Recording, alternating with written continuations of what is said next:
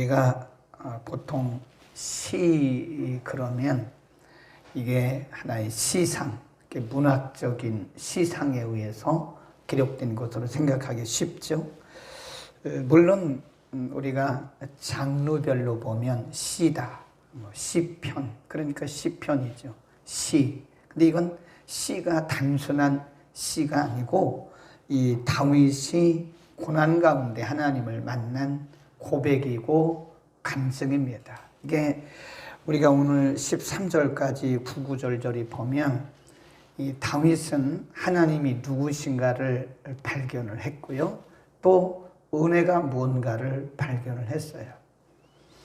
그래, 이것이 누구에게서 배운 것도 아니고 누구에게서 들은 것도 아니고 학문적으로 이론적으로 만들어낸 것도 아니고 극한 상황 속에서, 그 위기적 상황 속에서 고난 가운데서 본인이 직접 경험한 하나님을 이렇게 우리에게 전달해주고 그의 고백이고 간증이다. 아멘. 그래서 신앙은 이론이 아니다 하는 걸 알 수 있어요. 신앙은 이론이 아니다. 그걸 써놓으세요. 신앙은 이론이 아닙니다.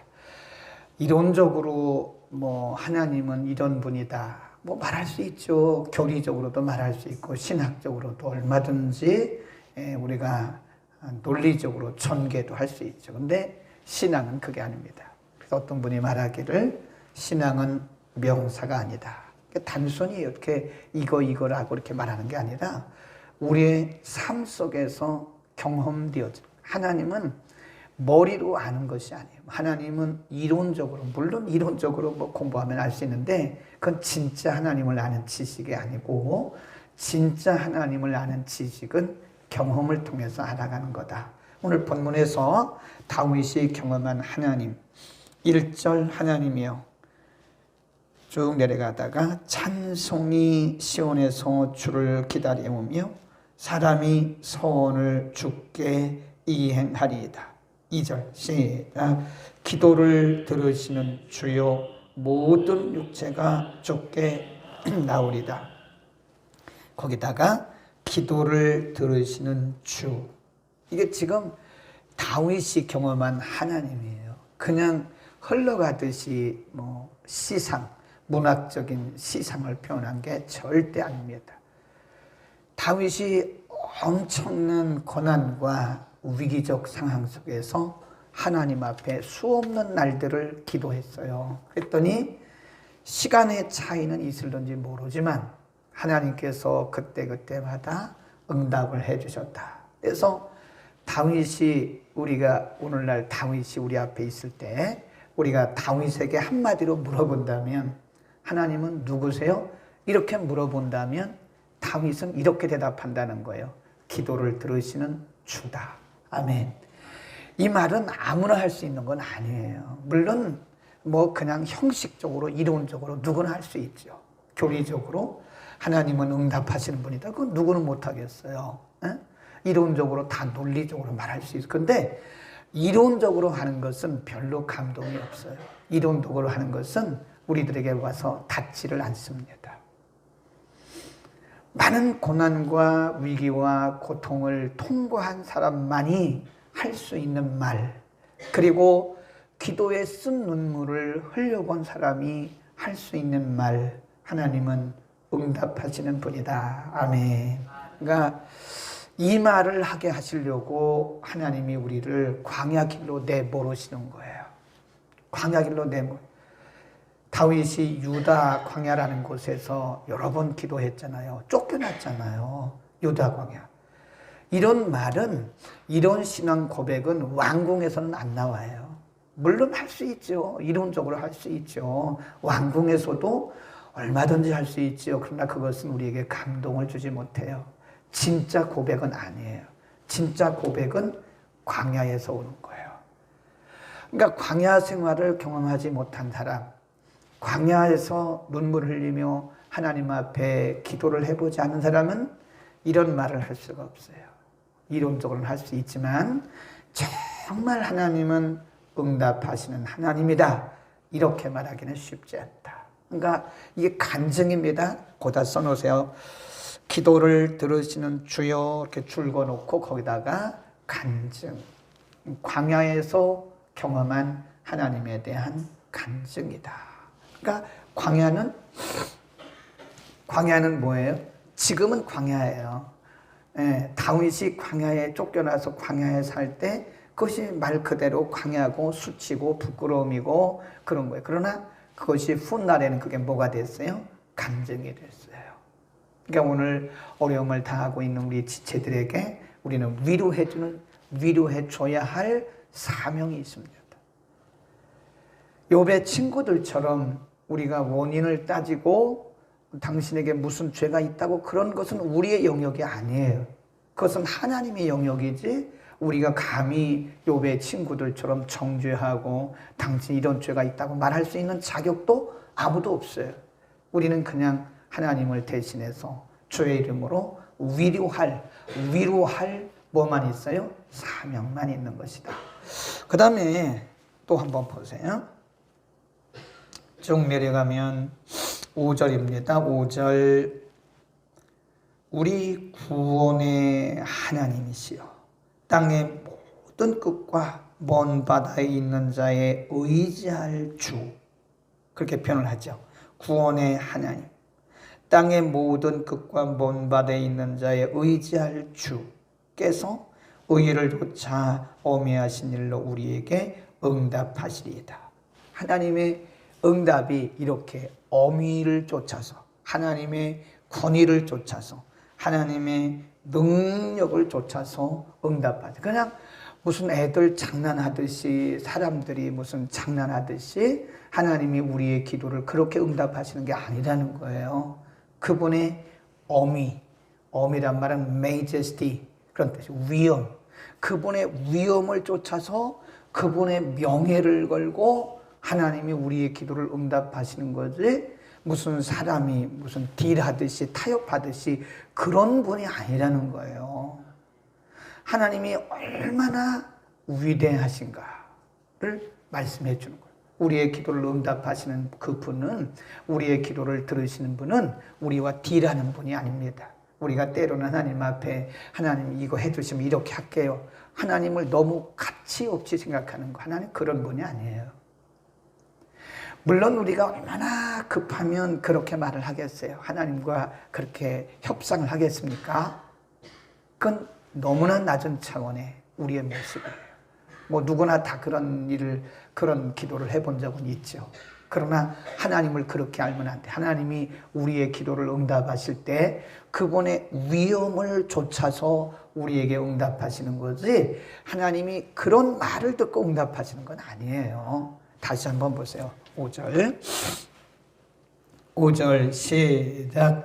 우리 구원의 하나님이시여 땅의 모든 끝과 먼 바다에 있는 자에 의지할 주께서 의를 조차 어미하신 일로 우리에게 응답하시리이다. 아멘.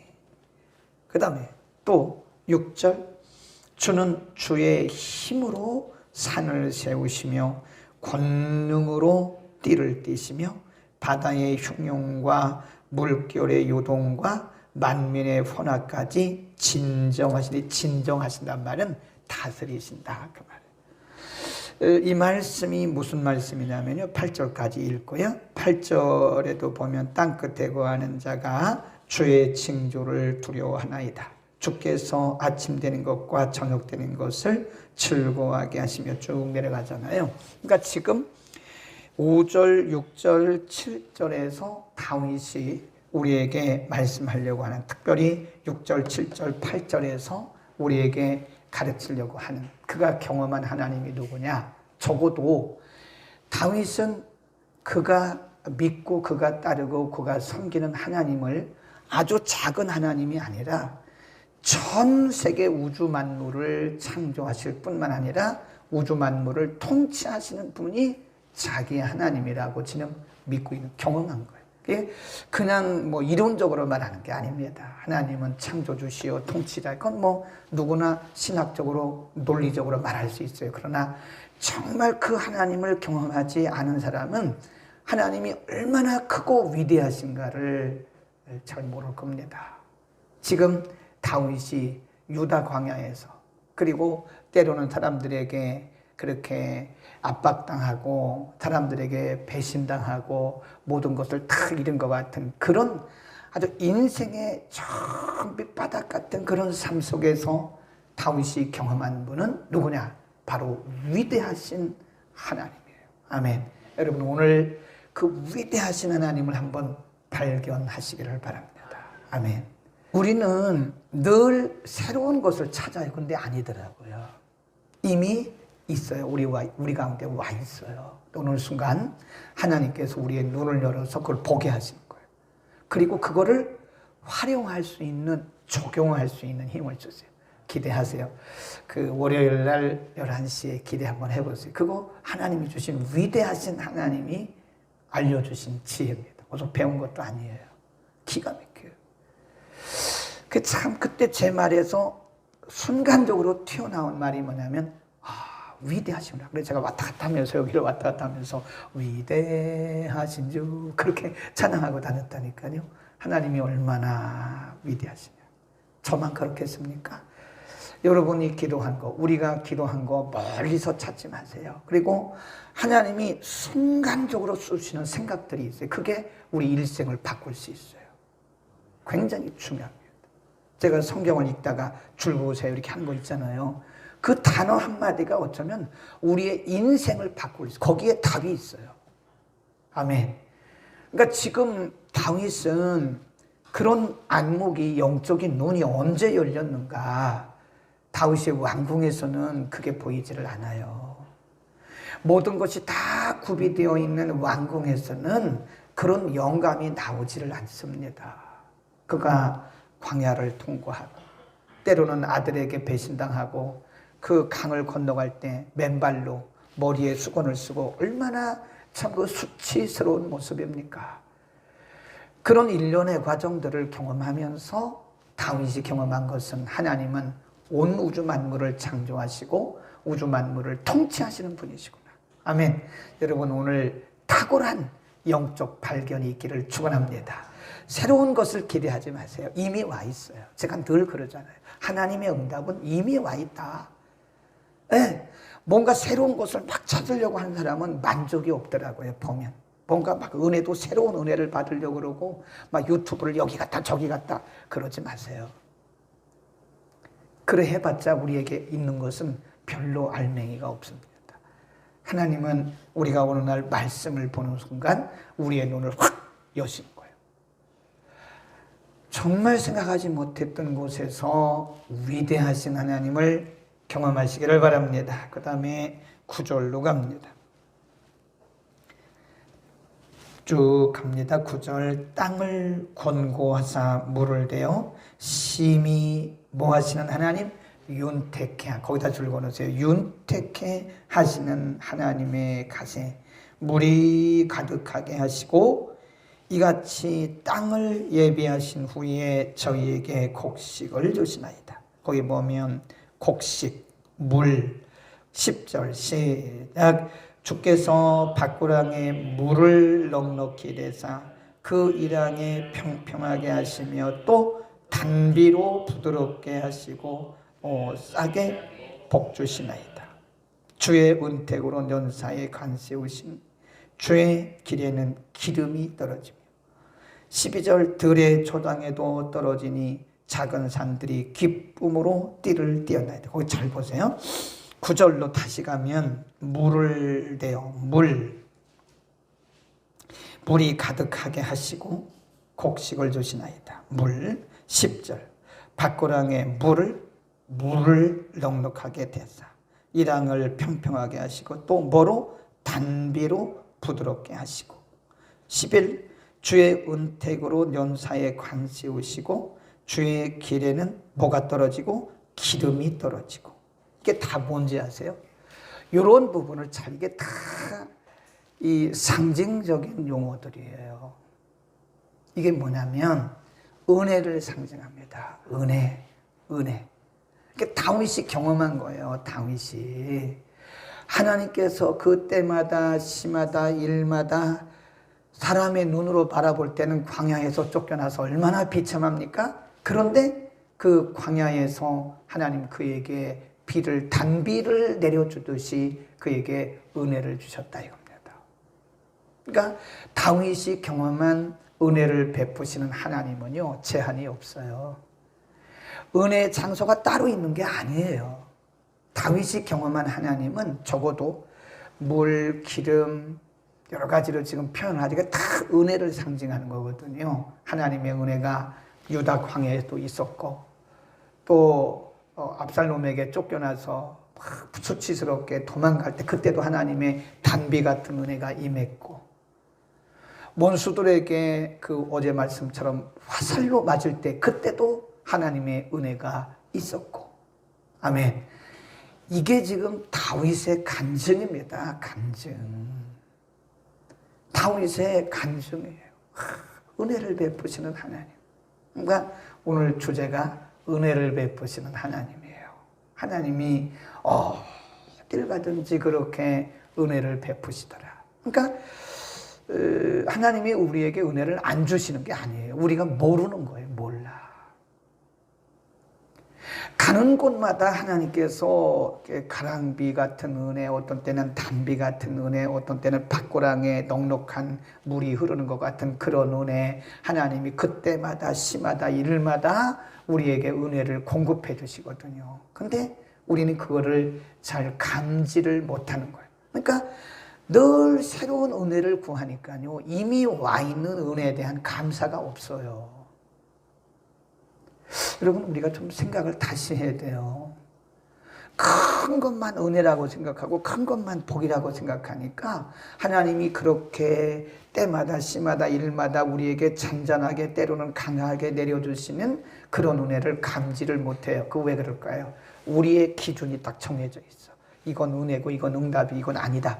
그러니까 불평하고 불만하고, 크리스찬이 불평하고 불만하고 원망하는 것은요, 그 거듭난 성도의 삶이 아닙니다. 미안하지만 정말 거듭났다면 이런 거를 깨닫는 거예요.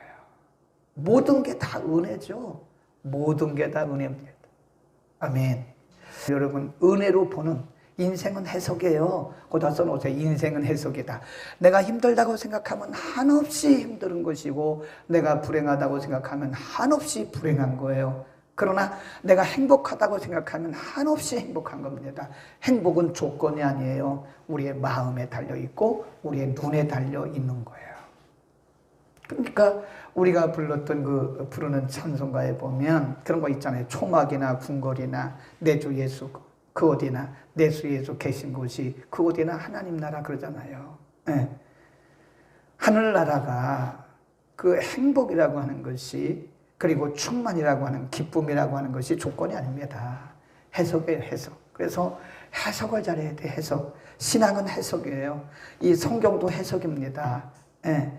이 해석 엉뚱하게 하는 사람들 있다니까 보니까 성경 본문 읽어놓고요, 엉뚱하게. 어제도 그러더라니까. 여러분, 우리 신앙은 해석입니다. 다윗은 은혜의 눈이 열리니까 모든 것이 다 은혜가 되는 거예요.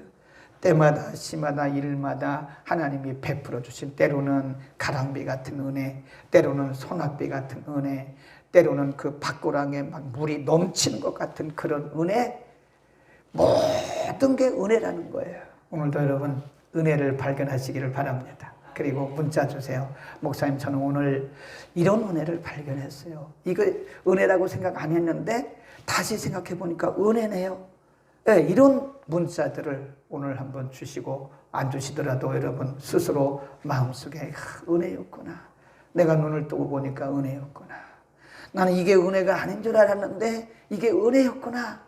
오늘 이 말씀 9절, 10절부터 13절까지를 집에서 여러 번 묵상하세요. 이게 다 은혜를 상징적으로 물, 단비, 기름 이런 게 다 은혜를 상징적으로 그렇게 표현한 겁니다. 기도하겠습니다.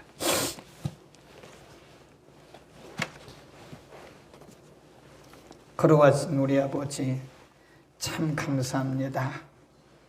인간적으로 보면 다윗은 정말 수치스럽고 자존심 상하고 정말 괴로운 고난과 위기의 시간들을 많이 경험했습니다. 그러나 바로 그런 환경 속에서, 그런 시간 속에서 다윗은 하나님, 위대하신 하나님을 발견했고, 하나님께서 얼마나 크게 그리고 세밀하게 많게 역사하시는지 하나님의 은혜도 그가 경험했음을 오늘 우리에게 전달해 주었습니다. 걸어가신 하나님, 우리에게도 믿음의 눈을 열어서 우리에게 베푸시는 하나님의 크고 위대하신 은혜를 발견하고 그 하나님을 찬양하고 간증하고 전달하게 하옵소서. 행여나 하나님의 은혜를 알지 못하고 원망하고 불평하며 살아간 우리의 모습이 있다면 오늘 하나님, 위대하신 하나님을 발견하도록 우리의 눈을 열어 보게 하여 주옵소서.